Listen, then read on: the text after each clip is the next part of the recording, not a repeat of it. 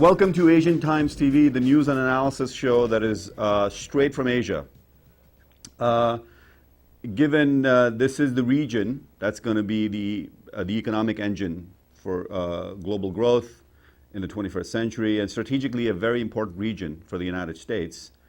Recently, Barack Obama, Hillary Clinton, and others have enunciated a pivot to the Asia-Pacific region for U.S. State Department's policies in the coming decades. So we want to explore that issue. Is it really going to be the America's Pacific century, as it has been called, the 21st century that is? So we have with us today a very special guest, Pepe Escobar, who's written many books on foreign policy, international affairs. He's a senior editor at Asia Times Online, which is a newspaper that comes out of Hong Kong and Thailand, covers all of the Asia-Pacific region. There's no better person actually to talk to about these issues today than Pepe himself. He's joining us live from Thailand itself directly via Skype. We're happy to have him here today on Asian Times TV. And we'll touch on various issues, starting with Pepe. Let me welcome you to our new and wonderful show, which is focused on the Asia-Pacific region and its involvement with the United States. So welcome to our show. And we want to start really by asking you, what do you think about this idea about America's Pacific century? What do you make of it? Well, first of all, thanks, Dinesh. Thanks for having me. Thanks for Princeton TV. It's an honor.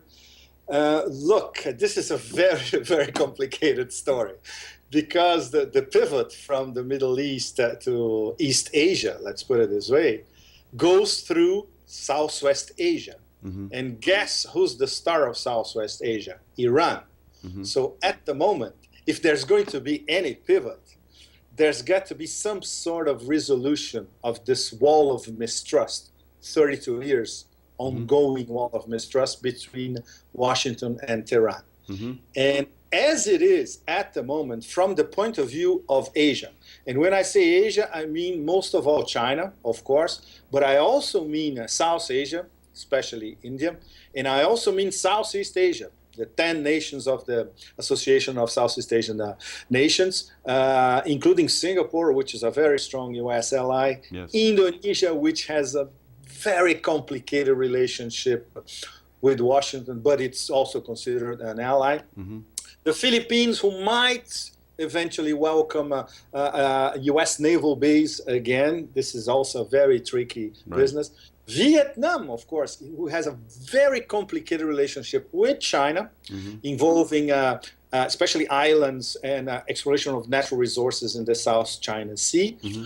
And of course, they have let's try to be educated here, an ambivalent relationship with the U.S. as well, after all that happened. So when Asia looks at this pivot, depending on where you are here, if you are here in Bangkok or in Hong Kong or in Shanghai, 4 hours from here, or 3 hours from here in the Philippines, it's a different mixed bag.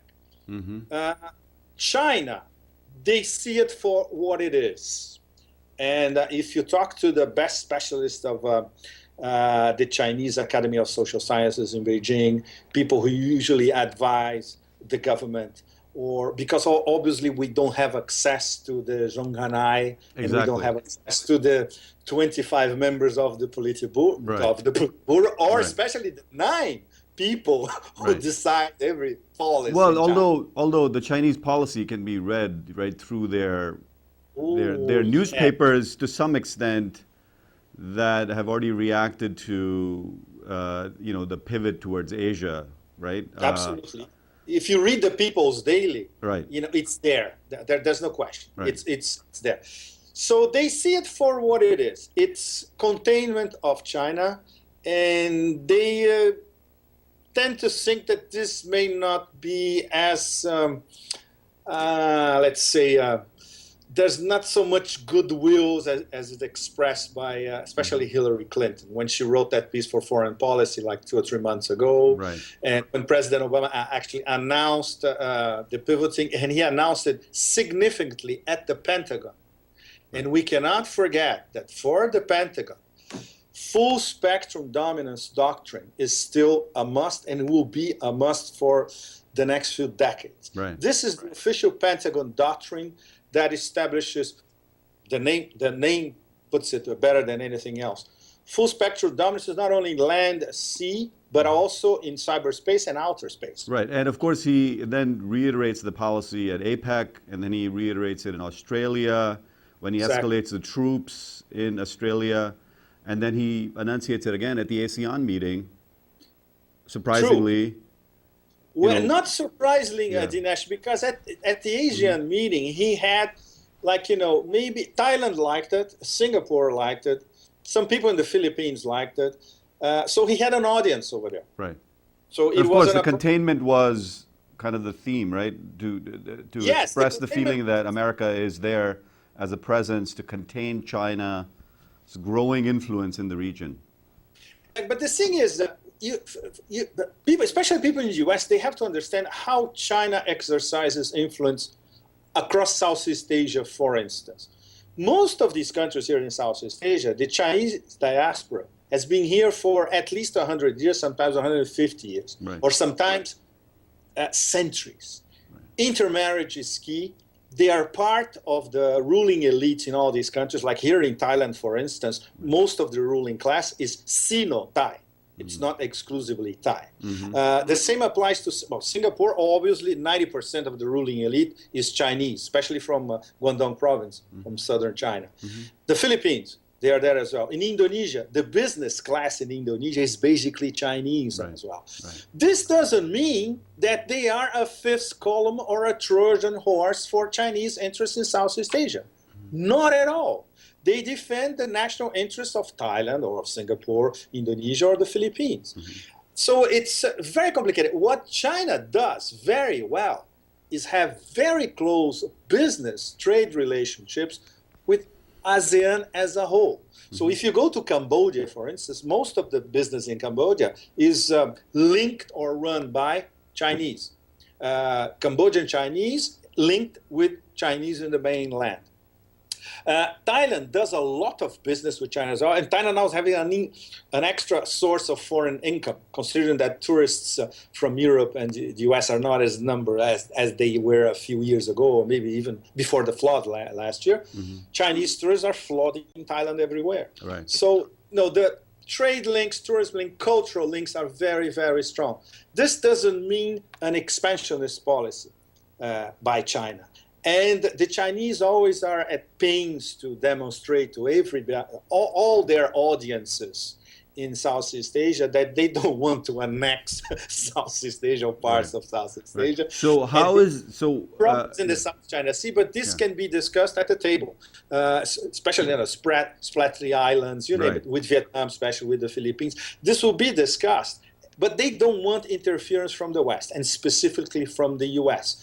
And most of the interlocutors here in Southeast Asia, they tend to agree with the Chinese. We have to discuss this and solve this problem among ourselves. Okay. So when Obama announces this pivoting, and at the same moment, he announces an extra naval base in Darwin in northern Australia, a stone's throw from Indonesia, in fact. Right. It's, come on. And at the Pentagon, instead of announcing more trade deals or more American investment in all across Southeast Asia. So obviously the Chinese, look, with 5,000 years of diplomacy, where the wind is blowing, right? So. Okay. So it's going to unfold, right? To be determined as to how this is going to play out, but the policy has been initiated. So overall, given you've written a book on Obama, as we just talked about it earlier in the preparation for the show, Obama Does Globalistan. It's a book that I reference in my book on Obama. And I find it quite an intriguing book. And you wrote it, I think, very much in anticipation of the election, Obama winning the election. And I think in fact, Dinesh, I wrote I wrote it in a rush, actually, 1 month after the election. Okay. and trying to project what would Obama do, especially in the Middle East, in Asia as well, and in relation of what I call pipeline stand, the oil and gas games in this, what the Pentagon used to call arc of instability, right? From Northern Africa across the Middle East to Central Asia. Explain again, what do you mean by Pipelistan? What is, it's a complicated term. No, Pipelinistan is a neologism. I came up with this thing, over 10 years ago, let's say around 2000 or early 2001, basically to explain this chessboard, especially in Central Asia, where the oil and gas games are played. And the players are all the big powers, in fact, not only the US as an external player to Eurasia, but especially Russia, China, Iran, the Central Asian stans, at least 3 of them who have a lot of oil and gas, Turkey, Pakistan, India, these are the ones that need energy, and of course the link with the Middle East as well. Because, for instance, Qatar and Iran, they share the largest gas deposits in the world, the South Pars gas field. It belongs to both countries, in fact. So all this is interlinked. And I call this huge country inside Eurasia, in fact, Pipelinistan. And I've been writing a series of articles over these past 10 years, in fact, trying to at least follow what goes on. It's incredibly complex. It's fascinating. For me, it became almost like a hobby because I traveled a lot in Asia. And one of my favorite regions in Asia is Central Asia. In fact, I miss when I'm not there. In fact, maybe it's kind of the wild. It's the wild East, isn't it? I have some kind of Uzbek nomad strain in my family. I call it the wild East.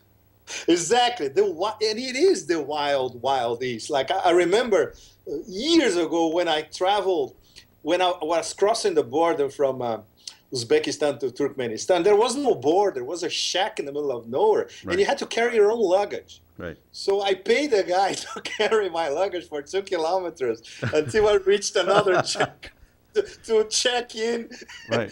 So Turkmenistan, that kind of stuff. Exactly. So the Silk Road, right? There are several projects to rebuild the Silk Road as well, along the pipeline that you're talking about, which has also gotten international support from several development agencies. Right? Absolutely. There are many pipelines, many Silk Roads, now that you mention. Correct.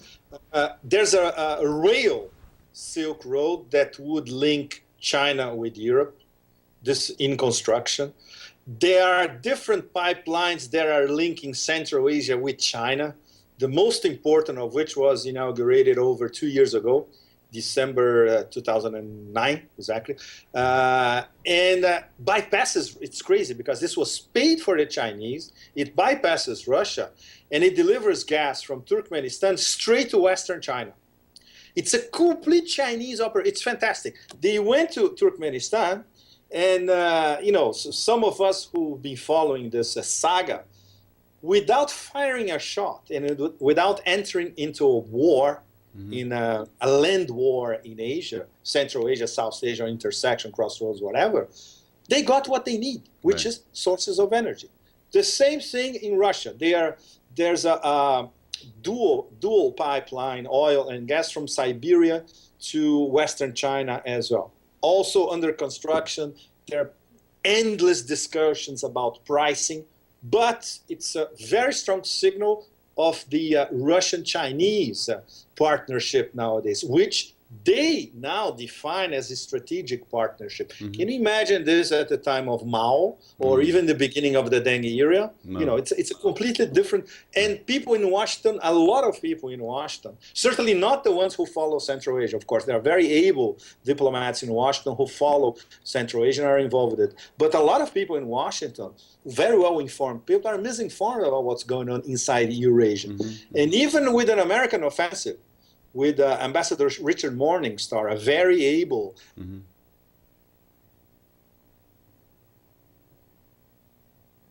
when you come to the deals are being made are being hatched between Russia, China, Iran, and the Central Asian states. Right. So And Iran the is a US key, and Europe are out the picture. yeah, Iran is a key player.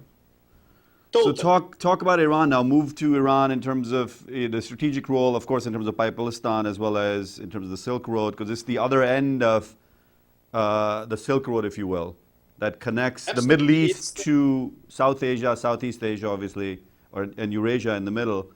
So the role of Iran, obviously, again, central in the region. That Iran, of course, is a peaceful, growing, thriving country at some point in the near future. Well, look, the whole Iran, I tend to call it psychodrama nowadays. It's so immensely complex that I'm always at pains to try to put this into a sound bite. It's impossible. Right. Or even in a 5-minute conversation, a 10-minute conversation, Basically, the way I see what's going on in Iran nowadays, and taking into consideration what happened in these past 32 years, it's an ultra high stakes game now to see who's going to control the Middle East. And I mean not only Southwest Asia, Iran, but also Iraq and the Gulf countries, the GCC, the 6 Persian Gulf monarchies. Mm-hmm. If the West is going to have a full access to these sources of energy, or if they'll have to share these sources of energy with Asia, and when I mean Asia, I mean specifically China, is Iran going to go back, let's put it this way, to the Western camp, or is going to remain independent and with very close trade, commercial ties, and strategic ties as well with both Russia and China, which are BRICS members? Right. So more or less, I'm oversimplifying, of course, but on one side we have NATO GCC, which is the US, Canada, most of the NATO members who are active, especially France and Britain, and the 6 GCC Persian Gulf monarchies. And on the other side, we have 2 very powerful BRICS, Russia and China, very important independent country, which is Iran. I'm not talking about the regime. It's not the point to discuss if we are pro or against the regime. That's not the point. The point is geopolitical alliances, right? And of course, it's important to point out Brazil and India, which are the other 2 parts of the BRIC, are not as aligned with, in this case, China or Russia, right? Because they're somewhat more independent and aligned with Western influences. I agree, but for their own interests. What they all share, especially these 4 top BRICS, even with Brazil now under President Rousseff, is not as close to Iran as during President Lula. Right. Lula even struck a personal relationship with Ahmadinejad, and Lula defended Iran's right to a nuclear program based on the Brazilian experience as well, because Brazil, like Iran, subscribed to the NPT. They flirted with a nuclear weapons program. They abandoned their nuclear weapons program. They invested in a civilian nuclear program. And this was always, like the United States never objected to Brazil having a civilian nuclear program, which is exactly what Iran is striving for. So Lula understood that, and that's why Brazil and Turkey, they brokered that swap agreement in 2010 in Tehran, that was immediately bombarded, if everybody will remember, by Hillary Clinton the next day. And this is crazy because Lula and Obama, they had an agreement before the Brazilians and the Turks went to Tehran. Obama sent a letter to Lula saying, look, you can negotiate in my name. These are the conditions. So Lula followed Obama's recommendations. They got a deal, which is the most important thing, because Iran trusted Brazil and Turkey as mediators. But the next day, the Obama administration bombarded the whole thing. So this proves, once again, there are so many episodes, that they are not interested in any kind of deal. Okay. And this is the heart of the matter, because for 32 years, since the fall of the Shah, the Islamic Revolution, what the U.S., what any faction or strata of the ruling elite in Washington wants is regime change in Iran. We want our gendarme of the Gulf back. This is not going to happen.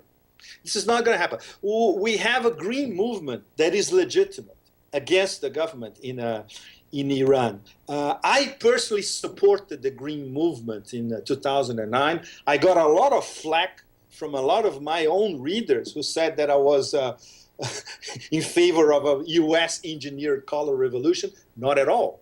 This was a legitimate movement, an urban middle class and upper middle class movement, especially located in Tehran, but also in the other big cities, in Isfahan, in Shiraz, in Tabriz as well.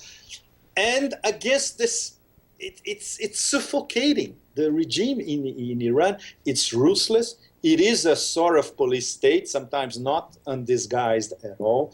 It is ruthless, and it's proved economically that it didn't work.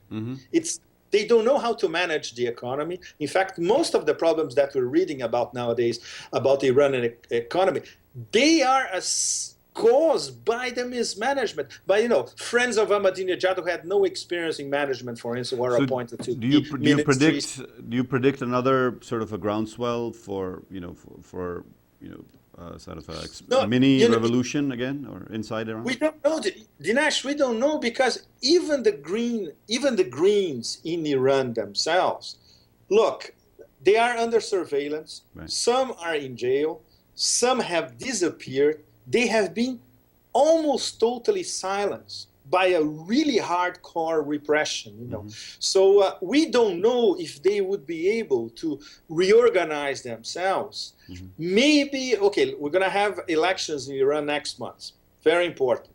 The problem is most of the Greens are barred from these elections, right, because the system over there, you have to be vetoed by the Council of Guardians. And they always veto the candidates they think are not Islamically appropriate, right?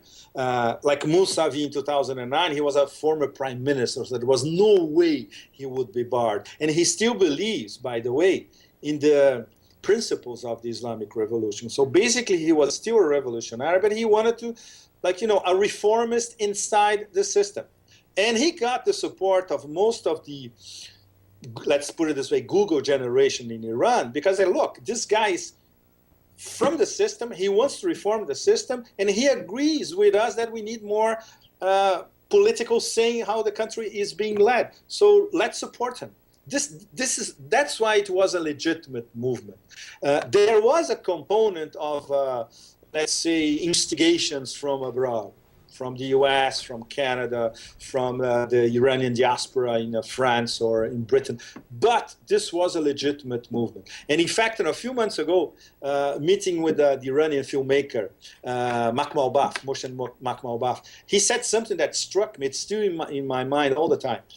He said, the Arab Spring, no. We invented the Arab Spring in 2009 with the Green Movement. And technically, he's totally correct. This was also an inspiration to young people in Tunisia, to young people in Egypt. In fact, some of my Egyptian friends told me, look, we saw what happened in Tehran in 2009. That was an inspiration, because these were people like us, young people like us. And they went out in the streets, of course. Later, they were repressed, but they took a chance. So what do you make of the recent story in terms of Israeli plans to take action by spring of 2012 against nuclear plants in Iran, inside Iran? Well, first of all, there are no nuclear plants, because everything that Iran does is supervised by the IAEA inspectors. Like, if they take these glasses from here to here, the IAEA is there to see what they're doing. There's satellite surveillance, you name it. They simply cannot develop a nuclear weapon without the IAEA noticing. But so the idea that they're close to developing something... This is completely absurd. No, it's completely absurd. Okay. And in fact, nothing, including in this latest IAEA report, which was turned upside down by especially right-wing media in the West, there is nothing there to say that they are actually working on a weapons program. The NIE in the US in 2007, the latest one, 2011, last year, they came to the same conclusions. If Iran is pushed to a wall to the point of they know for sure that they might be attacked in a window of 2-3 weeks or 1 month, that they know this is going to happen, maybe they might, and I emphasize the might, be tempted to go to and build a crude nuclear device. And even if they wanted to do that, this will take a few months, and it will be obviously immediately noticed by the IAEA. And probably there will be a preemptive attack, I see. especially by, including the US itself, Right. to prevent that from happening. So, and very important, always important to remember, Supreme Leader Ayatollah Khamenei decides the nuclear dossier. This has nothing to do with the presidency. Anything that Ahmadinejad says is just for internal consumption. I see. What matters is what the Supreme Leader says.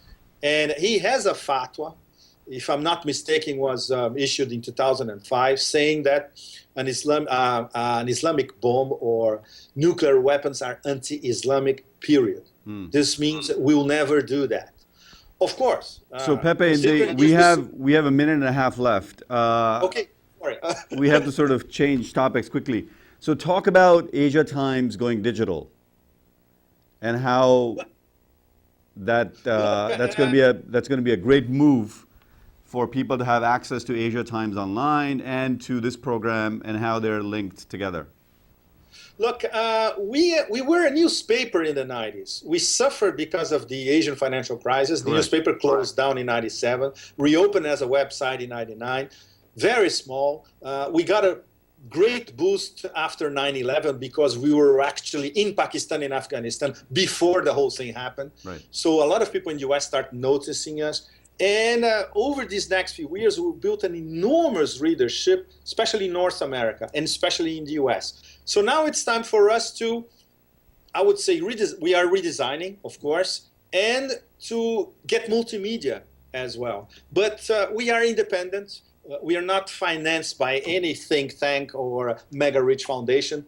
So we are trying to find the funds to fund our expansion. So expect Asia Times to have more writers, very high quality writers, better paid, we hope, and multimedia as well. So I hope in the US our readership will be much, much higher. Right, and I'm happy to say that we're starting off this, joint relationship, partnership, venture, whatever you call it, where we will be sharing content with you, and also supplying content, digital content from Princeton TV, under the aegis of Asian Times TV or some name like that, if you will. Is that come up with a brand? We're coming up with a brand that sort of parallels with your already established, brand in terms of one of the key sources for providing news about Asia Pacific region. Yourself, Spengler, Bhadra Kumar from India, Afraziabi, right? Peter Lee. Our new Pakistani writers as well. Right, Amir. I think is it Amir? Amir. Yeah. Yes, Amir, absolutely. Yeah. Sorry to lose Shahzad, your friend Shahzad. That was terrible. Salim. And as we knew it, the investigation went nowhere. Exactly. Right. They weren't able to pinpoint anybody. Exactly. How they're going to pinpoint somebody at the ISI? They cannot do that. Exactly. Which is another show, by the way, altogether. So I'd love to have you back on to talk about the secret Pakistan, if you will. There's a BBC documentary that has just come out that details sort of the secret workings of inside the ISI, and maybe we'll talk about that in the next show. Fantastic, Dinesh. Thank you so much. Thanks for coming on. I really appreciate it. But I want to thank our audiences for tuning in to this great discussion covering whole of Asia in some respects, but focus particularly on Eurasia, South Asia, Southeast Asia, and the region that's really critical in many ways for America's Pacific century, as we talked about, and some of the hurdles. Absolutely, because America's game is going to be played here, according to Washington itself. Right, the great game, if you will, right? That's been going on for many centuries. The great game is here now. Exactly. All right, Pepe, thank you so much.